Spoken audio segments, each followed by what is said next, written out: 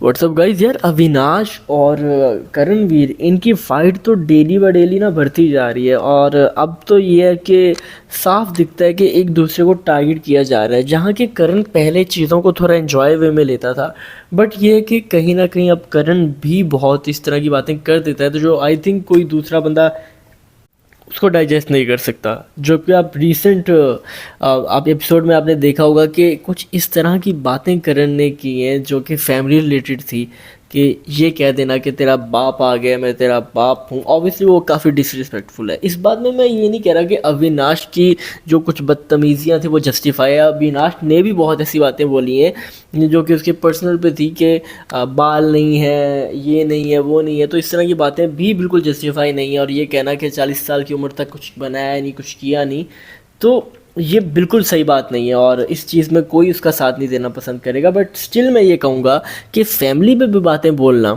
कि तूने अपनी बहन की शादी करवानी है क्या, और उसके बाद ये बातें बोलना कि तेरा बाप आ गया, तो ये जस्टिफाई नहीं है यार। कि आप फैमिली पे इस तरह की बातें नहीं कर सकते। आप जैसे बात कर रहे हो एक बंदे से, आप उसको बोलो, ठीक है, आप उसको सुनाओ, आप उस पर बात करो। आप उसकी लुक्स पे कमेंट कर दो, आप उसके ऊपर कमेंट कर दो, आप उसकी अकल पे कमेंट कर सकते हो, ठीक है, बट आप फैमिली पे नहीं कर सकते। तो कहीं ना कहीं अविनाश और करण, इन दोनों की जो दूरियां हैं ना, वो बहुत ज़्यादा हो गई हैं। और अब ऐसा लगता नहीं कि इनका इस सीज़न में पैचअप वगैरह कोई होने वाला है। कट्टर दुश्मन बन गए हैं।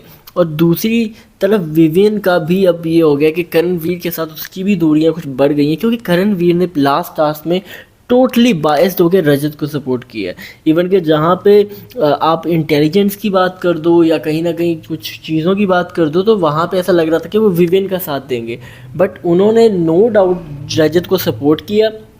हालांकि विवेन को वो अपना दोस्त मानते हैं, ठीक है, और जहाँ पे भी मौका मिला उन्होंने ना विवेन का साथ नहीं दिया। तो ये थोड़ी बायसनेस है एक तरह से, कि ना हिपोक्रेट आप कह सकते हैं, हिपोक्रेसी है इसमें। तो मुझे लगता है कि आगे जाके विवियन और करण की भी काफ़ी तू मैं होने वाली है। और अब हमें ये तो दिख गया है कि कुछ ग्रुप्स बन चुके हैं और वो एक साथ हैं, जहाँ की शिल्पा ने भी बगैर किसी वजह के विवेन पे इल्ज़ाम लगाया। पता ना कि विवेन फेवरेट है और लोग उसे पसंद कर रहे हैं, तो उसकी साइड पे तो आने नहीं है, उसके तो मुखालिफ आएंगे तो ही दिखेंगे। तो अब दो ग्रुप बन गए यहाँ पे। एक तो है अविनाश ईशा का, और अविनाश ईशा के ग्रुप में एक तरह से अब विविन भी हैं, क्योंकि विविन एक ग्रुप वाली साइड पे नहीं है, बट मुझे लगता है कि वो वाली साइड विवन को समझती भी है और उसको सपोर्ट भी करते हैं। और जो दूसरी साइड है करण की, शिल्पा की, ये लोग टोटली उसके ख़िलाफ़ हो चुके हैं।